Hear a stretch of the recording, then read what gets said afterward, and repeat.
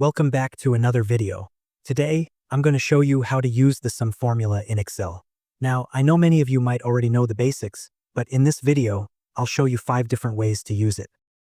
So if you stay till the end, you'll learn some shortcuts and tricks that can save you a lot of time. Let's dive in. Start with the basics. The SUM formula is used for one simple thing: addition.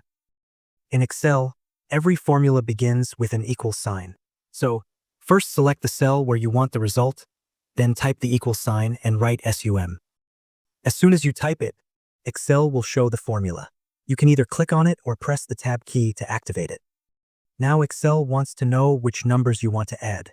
You can do this by clicking and dragging your mouse over the range of numbers. Once you've selected the range, close the bracket and press Enter. Instantly, the total will appear. For example, if you want to add values starting from cell B2, you can drag and select them or simply type B2, and Excel will understand. That was the first method. The second method is even quicker.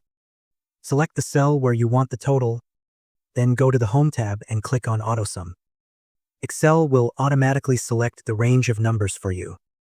Just press Enter and you're done. The third method uses a shortcut. Select the cell where you want the result and press Alt plus equal on your keyboard. This applies the sum formula automatically. Hit Enter, and your total will show up. The fourth method is also handy. First, select all the numbers you want to add along with one extra empty cell where you want the result to appear. Then press Alt plus equal sign. Excel will automatically apply the formula, and the sum will appear right there in that extra cell. You won't even see the typing. It happens automatically. Lastly, the fifth method is a classic and a bit more manual but still useful. Type the equal sign, then click the first cell you want to add. Type a plus sign, click the next cell, then another plus, and so on. When you finish selecting all the cells, press Enter.